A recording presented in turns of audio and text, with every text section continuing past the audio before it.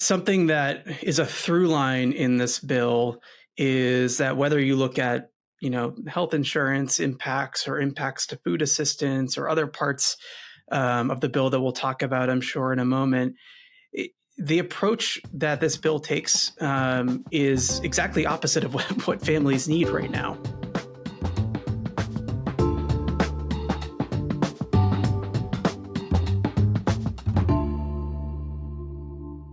Hi, Tyler. How are you?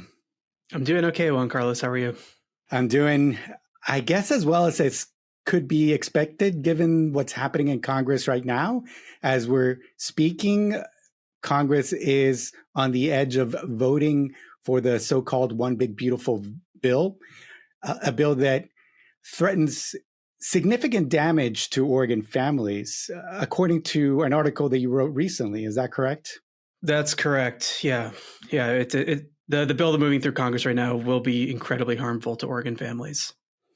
So what's the bottom line? You've looked at the bill, you've written about it. What is your bottom line assessment of this massive piece of legislation?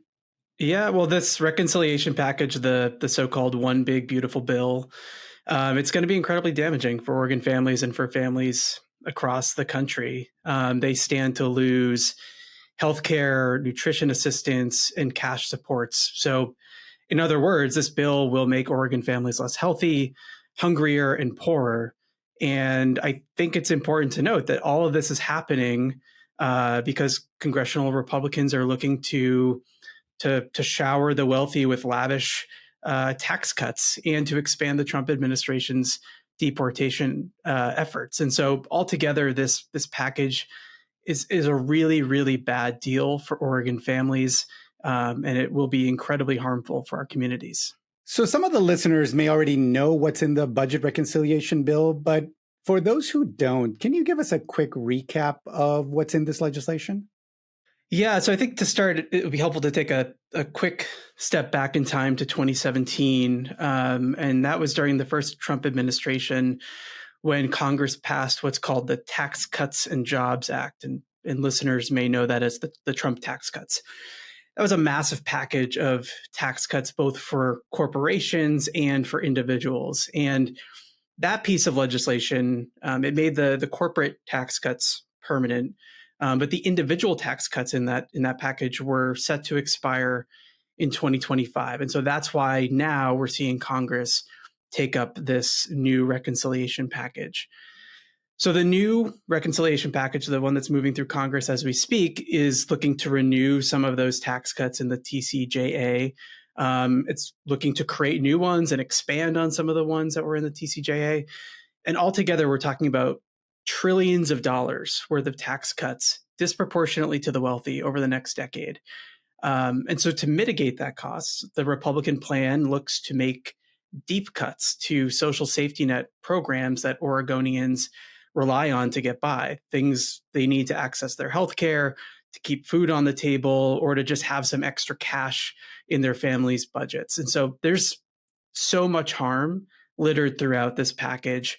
But those cuts to healthcare, to food assistance, and to cash supports are going to be especially damaging to Oregon families. So I want to get into the specifics of the bill, drill down on some of the things that you've mentioned already. But before we get to that, I wonder if you can paint for us the context in which this bill is arriving. Sort of how are Oregon families doing right now economically? And just so we get a baseline assessment of sort of how this bill is going to impact families. Yeah, it's a great question. I mean, I would say that there is a large share of Oregon households, and across the country for that matter, that are struggling economically. They're having a really hard time getting by, if they're able to get by at all. There's a lot of different ways you can try to get at answering this question. There's all sorts of analyses that are out there. One that we tend to look to at the Oregon Center for Public Policy is something called the Alice Index. And this is an analysis that's put together by the United Way. ALICE is an acronym that stands for Asset Limited, Income Constrained, and Employed. And really what it tries to do is the ALICE Index attempts to figure out what would a family need to meet its basic needs. It calls it the survival budget. That's the bare minimum that a family needs to live and to work and get by in today's economy. So it looks at things like the cost of housing, childcare, transportation, food, healthcare, et cetera, et cetera. And according to the most recent Alice figures, in 2022, there were about 45% of Oregon households who were not making enough money to meet that survival budget threshold. So we're talking about more than 2 in 5 families in Oregon, every 2 in 5 families failing to meet that basic baseline for a standard of living. So I think the bottom line here is that there is a big chunk of Oregon families and families across the country, for that matter, because we are not unique in this respect, that are already struggling to get by. And this bill does little to nothing to help them. As you said, the main takeaway is that the bill threatens the economic well-being of families. How does the bill do that? Well, the bill does that in a number of ways. And I think I'll start maybe by talking about how it harms the health of families. The bill that's moving through Congress, it attempts to offset the costs of those trillions of dollars of tax cuts. First, by making cuts to Medicaid, trying to take away health care from the poorest of families. And it's attempting to find hundreds of billions of dollars worth of savings in this way. It achieves this by establishing work requirements for families who are receiving Medicaid. And these in practice are really layers of red tape and bureaucracy that families have to navigate in order to show that they are deserving of accessing healthcare through the program. I think it's important to note for listeners that today in Oregon, about 9 in 10 Oregonians who are receiving Medicaid are either already working or they meet an exemption from work requirements. And those exemptions are usually they're taking care of a family member at home, they themselves are ill or disabled, or they're going to school. And so if everyone more or less currently on Medicaid is either meeting work requirements or would fulfill one of these exemptions, how does this plan find hundreds of billions of dollars worth of savings? And the answer is it's forcing people to regularly fill out paperwork to prove that they are deserving of accessing healthcare under this program. And it creates all sorts of bureaucratic obstacles for families to access their care. And this isn't hypothetical. States have tried this in recent history. And we know that in practice, what happens is families that should be able to continue to access Medicaid are kicked off the rolls because of these layers of red tape that are put up in front of them. And so we've seen some estimates that there are hundreds of thousands of Oregonians who stand to lose their health care as a result of this plan and these layers of red tape that they're going to have to navigate. There are other ways in which we could do a whole show on the ways in which this bill could harm the health of Oregon families. But another really important one to note is that this legislation takes away support for families who are accessing their health insurance through the healthcare exchanges that were established under the Affordable Care Act. It essentially raises the cost of affording healthcare on the exchange. And so families who were previously able to purchase healthcare coverage on one of the exchanges may no longer be able to do so. So it's raising the cost of just accessing healthcare for families on the exchanges. The Congressional Budget Office, these are the nonpartisan analysts for Congress. They've looked at this reconciliation package, and they've estimated that over the next decade, some 17 million Americans are going to lose their health insurance coverage as a result of this reconciliation bill that's steamrolling through Congress right now. So there's no way around it. It's a horrible bill from the perspective of ensuring that everyone has access to the health care that they need. So it really seems a big step backwards for the nation and for Oregon in terms of health coverage, as you're saying, millions of people across the country losing their health care. There's also the issue of food security and food assistance. Mm-hmm. You said that the bill threatens to take away food from families. How does it do that? Through many of the same mechanisms. Again, this package is throwing up layers of red tape that's going to make it harder for families to feed their children. The One Big Beautiful Bill, the so-called beautiful bill, is seeking to impose work requirements on families who have kids as young as 7 years old. That's going to take food off their dining room table. And again, this is so that we can afford tax cuts that are disproportionately going to the wealthy. When we look at the data, we see that most of the people who are receiving food assistance in Oregon and in the U.S. Who are able to work are already working. So these are just like draconian measures that are aimed at making life more difficult for families who just need a little bit of extra help to keep food on the table, to keep their families fed. The way work requirements currently work in current laws, they are imposed on what are called able-bodied adults without dependents, or ABODs. It's one of the worst acronyms in public policy. But someone who's an adult without dependents, who is so-called able-bodied, they are limited to 3 months of benefits for a 3-year window, unless they can show that they're meeting certain work requirements. And what this bill would do is expand those work requirements to families with kids as young as 7. The plan also shifts some of the costs of administering the program, paying for the program itself, onto states. And if a state can't pick up that tab, they have 2 choices in front of them. They have to either make cuts to their SNAP rolls, remove families from the program, or they can opt out of SNAP altogether. I would hope, and I think Oregon is not one of the states that would opt out of SNAP entirely, but we might see that in some parts of the country, which is incredibly devastating for families who live in those states.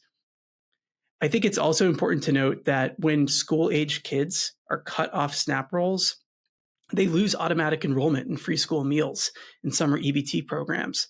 So as a result, this bill is also cutting federal spending on school lunches and breakfast and summer meals programs.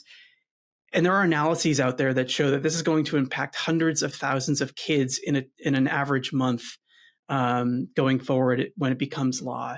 And so again, this is it's incredibly devastating, the harm that this bill will inflict on families who are just trying to make ends meet. It reminds me of a conversation I had recently with Andrea Williams, who is the CEO, president of the Oregon Food Bank, and she highlighted just the extent of demand that they're seeing right now at food banks across the state.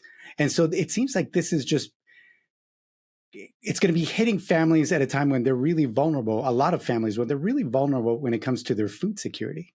It is. I think, something that is a through line in this bill is that whether you look at, health insurance impacts or impacts to food assistance or other parts of the bill that we'll talk about, I'm sure, in a moment, the approach that this bill takes is exactly opposite of what families need right now. It does nothing to help families who are struggling to get by, regardless of which aspect of the bill you're looking at. It's incredibly damaging. You also mentioned that the bill takes away cash support from families. Talk to us about that. Yeah, so specifically, we're talking about the child tax credit. And I'll talk in a moment about how it actually takes cash away from some families. But I think let's start by talking about what a missed opportunity there was here on the CTC. The child tax credit is a tax credit that's available to working families at the federal level, and it provides families with some extra cash at the end of the year when they go to file their taxes. There was, if we go back in time just a few years ago, there was an effort to expand the federal CTC.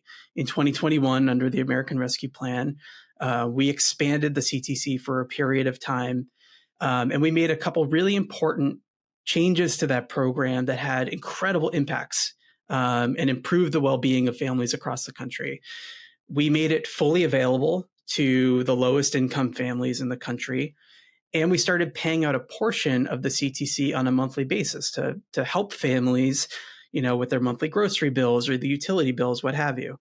And what we saw from just those simple policy changes was we saw child poverty across the country cut in half, seemingly overnight, right? We saw just tremendous impacts from these changes to the CTC.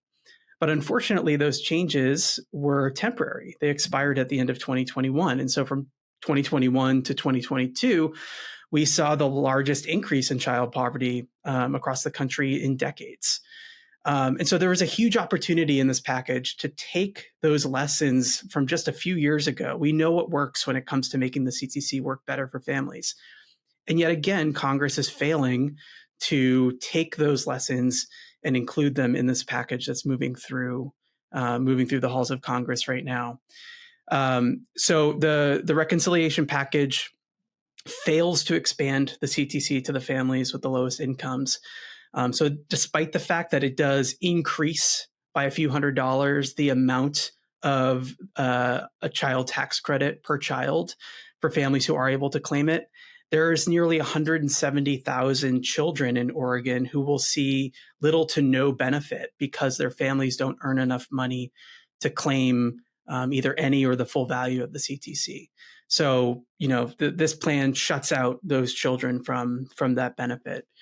It also strips eligibility from families who have a parent filing with an individual taxpayer identification number, or an ITIN number. Some people may have heard it referred to. And these are people who are doing their due diligence, paying their taxes, fulfilling their civic duty, paying their taxes on behalf of their families. But they use an ITIN number as opposed to a social security number because they themselves are not citizens. Their kids might be citizens or a lawful permanent resident. But this bill would strip the CTC from those families because one of their parents is using an ITIN number instead of a social security number. So again, this is just incredibly harmful policy that does nothing to help families who are struggling the most to get by. At the same time that this massive piece of legislation takes away cash supports for some families, and it doesn't really do justice to what it could do in terms of strengthening the child tax credit, it's giving massive tax cuts to the very wealthy in our country. Give us a sense of how extreme that the tax plan here is. Yeah, I mean, extreme is the right word for it. The Senate bill, which seems to be the version that is likely to move here, it has dozens of tax provisions, including all sorts of cuts to personal income taxes and corporate tax cuts. So the package is crammed full of all sorts of different ways that we're cutting taxes and changes to the tax code. The Institute on Taxation and Economic Policy, they have run the numbers on kind of the whole package and who gets what from it. And looking at their analysis, when you add up all the tax provisions in this package, what you find is that the richest 20% of people in the country are together getting about 72% to 72% of all the tax cuts, all the tax benefits from this plan.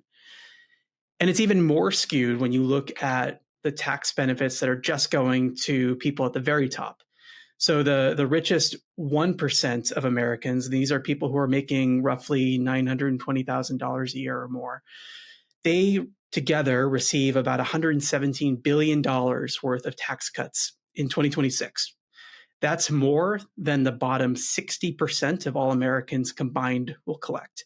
That group, the bottom 60%, will take home about $77 billion. So we're seeing, incredible disproportionality in terms of the amount of dollars that's flowing to the folks at the very top. Another way of looking at it is just kind of the dollar amounts that the individual household stands to receive under this plan. And again, that really shows us how out of whack this whole package is. In this case, the Institute on Taxation and Economic Policy has looked at that at the state level. And so we can talk specifically here about Oregon households. And so according to their analysis, the richest 1% of Oregonians, so the richest 1 in every 100 Oregonians, they'll take home on average about $40,000 as a result of this bill. That $40,000 tax cut that the average member of the 1% in Oregon will get is more than the income that many Oregon families are earning in a single year. And we can also compare that to the tax benefits that a household in the bottom 20% of Oregonians would get. And these are households that are making less than $28,000 a year. A household in that group, the bottom 20%, stands to get about $17. 17? $17. That's about, a little bit more than what a minimum wage worker in Oregon earns on an hourly basis. So you have families who are struggling the most in Oregon, they get $17. And you get a household in the top 1% in Oregon walks away with $40,000. So there's no way to sugarcoat this plan. It's incredibly out of whack, and it does nothing to help families who are struggling the most in our state. You mentioned earlier that 45% of all households in Oregon are having a hard time making ends meet. You referenced the Alice index that the United Way puts out, and that's their estimate that roughly 45%, more than 2 out of 5 Oregonians are struggling.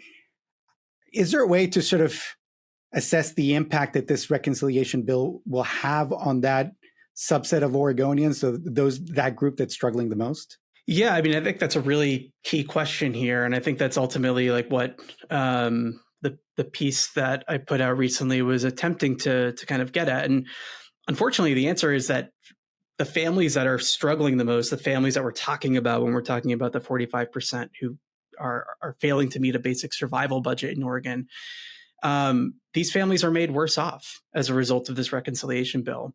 When you look at all the tax cuts and where the benefits flow, when you look at the cuts to things like Medicaid, SNAP, the CTCs, and these things that we've been talking about, you look at all of these things together, and what you see is the families who are already struggling the most are made worse off as a result of this reconciliation package. And it's not just us saying that. The Yale Budget Lab is a group that has analyzed the totality of this package. They've looked at the tax cuts, and they've looked at the impacts that families will see as a result of these cuts to social safety net programs.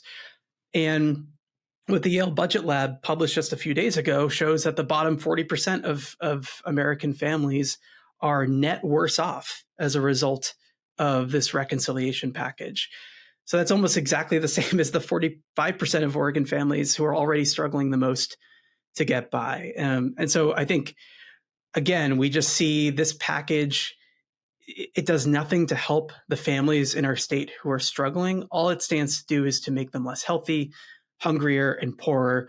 And so it's an incredibly bad deal for those families, and it's incredibly damaging for Oregon. I wonder if you can explain what you mean when you say that they're net worse off. How does that math work out?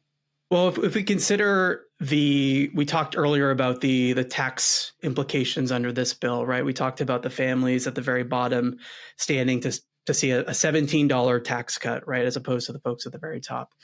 Now can take into consideration that family might be losing their SNAP benefits, right? So the cost of putting food on the table for that family goes up. Perhaps they are less likely to be able to, they either lose their Medicaid coverage, or if they're purchasing health insurance on one of the ACA exchanges, the cost of affording that health care has now gone up. So when you look at the totality of these things, the fact that they aren't getting significant tax cuts under this plan, and just affording the basics is going to be made that much more expensive for them, they're in a net worse off position relative to where they started before this bill started making its way through Congress, where they are today. As we began, we mentioned that we are speaking on the eve of the final vote by the House on this bill. So it could be that by the time that this recording gets published, this legislation will be a reality.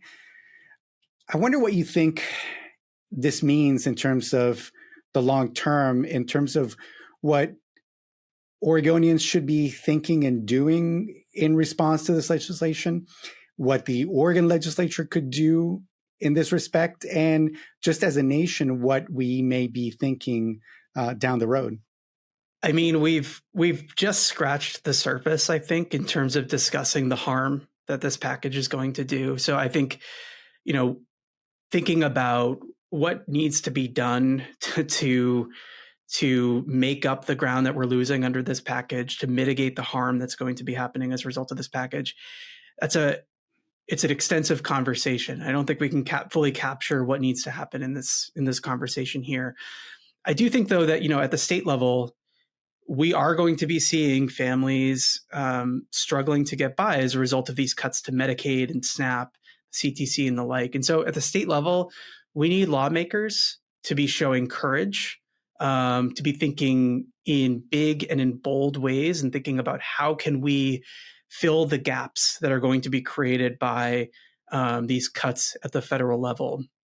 So we need to be looking at things like raising revenue to be able to make sure that no one loses their health insurance or their food assistance. We need to be looking at expanding things like the Oregon Kids Credit that provide a state level version of the child tax credit to the lowest income families in Oregon. We need to be doing so many things at the state level to mitigate the harm that's coming from this federal package. And so we need lawmakers to be bold. We need Oregonians to hold our state and our federal lawmakers to account, and to make sure that we are putting forward public policies that are thinking about the families that we've been talking about in this conversation. The families who are struggling the most in our economy today need to be the central focus of our policy work. And so we need to be thinking about how are we going to be ensuring that those families are able to meet their basic needs, and that Oregon is a good place for them to raise their families. Well, Tyler, thank you so much. Thanks, Juan Carlos.